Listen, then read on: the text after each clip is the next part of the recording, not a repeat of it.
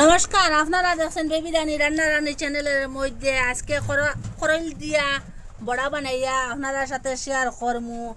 খরল দিয়া আপনারা কোনোদিন বড়া বানাইয়া দেখছেন নি বা খাইছেন নি, আজকে নতুনভাবে আপনারা সাথে শেয়ার করবো। আপনারা পুরো ভিডিওটা দেখবা, স্কিপ করবা না।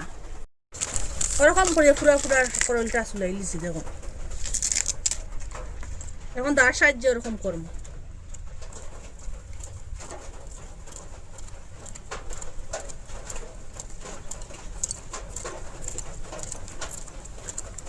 ওই যে শক্ত, ওই যে সাইডটা শক্তর অংশটা ওরকম কাটিয়ে ফেলাই দেবো।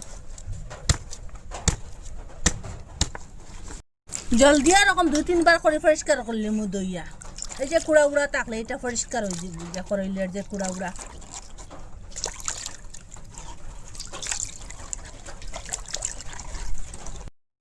একটা গ্রেটার লইছি আর একটা তাল লইছি। গ্রেটার দি গ্রেট করিলি মু ওরকম করিয়া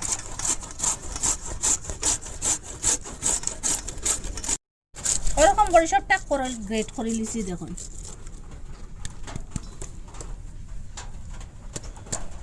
একটু লবণ দিয়া দিব এখানে,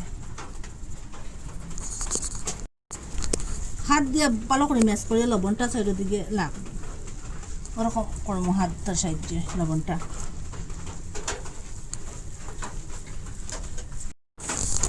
হাতের সাহায্যে এরকম ম্যাশ করার পরে একটু একটু হাতের মধ্যে লইয়া এরকম এটার জলটা ফেলাই দিন দেখুন।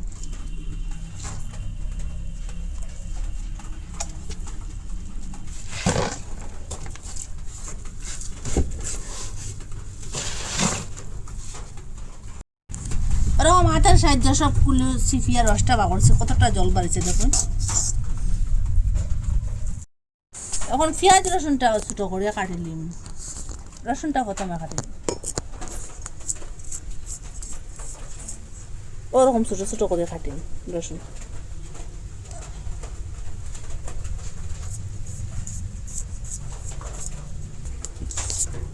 পেঁয়াজ ওরকম করে ছোটো ছোটো করে কাটলিম দেখুন।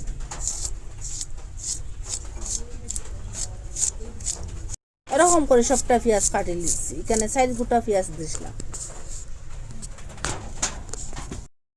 এখানে বেসন দিয়া দিছি, যতটা দরকার পড়বো ততটা বেসন দিয়া দিবা।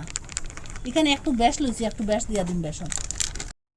আগের লবণ দেবা আছে, একটু কমাইয়া দিম লবণটা। হলুদ গুঁড়া দিলাইলাম, এখানে লঙ্কা গুঁড়া দিলাইলাম, এখানে ডালচিনি আর ধনিয়া গুঁড়া জিরা গুঁড়া আছে এখানে দিলাইলাম। তেল দিয়া দিলাম, হাতের সাহায্যে ম্যাশ করবো। এটার মধ্যে জলের দরকার পড়লে জল দিবা।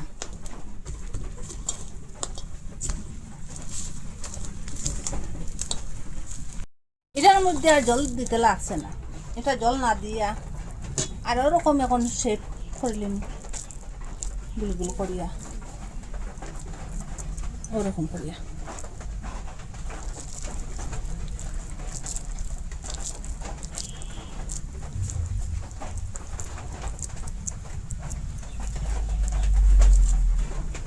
তেলটা গরম হয়ে গেছে, ওরকম করে দিলে ওরকম করে সবটা দিলাইছি। আর আগুনটা লো মিডিয়ামে রাখিয়া বাজিম। ওইটা বড়াগুলা পাল্টাইয়া দেই এখন। ওরকম কালার হওয়ার পরে এখন পাল্টাইলাম। সাইডটা ওরকম হওয়ার পরে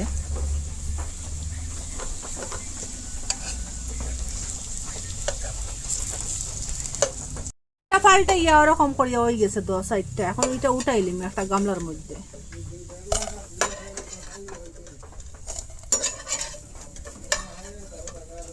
ফ্রাইং প্যানের মধ্যে তেল দিয়ে দিলাম। বাকি যেটা আছে ওরকম করে বানাইলিম আবার লো মিডিয়ামে আগুনটা দিয়া।